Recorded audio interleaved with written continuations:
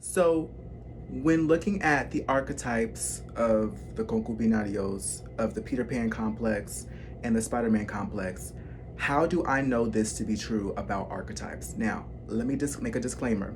I don't know any of these people. I just know the archetype of the way that they carry themselves as people. And another thing, when I talk about the perennial unfolding of reality as a socio-historic process, and be able to having the capacity to be able to name your lived world against the myriad of social constructs of how you understand yourself as a person, being a bohemian black person is one of the ways that I'm able to know that to be true about the rappers and the athletes.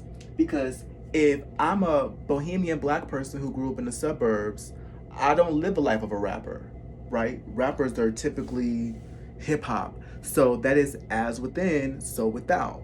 So you grew up regular, then you don't have this sort of frame of mind the way that they do. Also, going back to this idea of wholeness and completeness, that for gender nuanced men, that these are the four archetypes that emerge within my experience, right? The lover is baby boy. This is John the Beloved. The king is the shepherd boy. This is King David. Now, the magician is bailale bailale. That's musicality. That's where the affluentia comes in. This is the lady boy. And then the warrior is the trickster archetype, which synchronizes with who Gideon was in the Bible.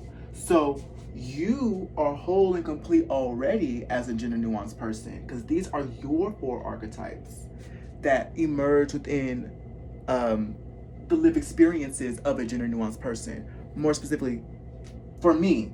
Now, this isn't going to be cut and dry for all gender nuanced men, because all gender nuanced people have different archetypes. So a trans woman, for example, isn't going to have these archetypes, right? Only I do, because Hansel is handsome, right? This reflects the fact that as a gender nuanced man, that I have more Hansel than I do Gretel. And so that's what creates this sort of construction for me.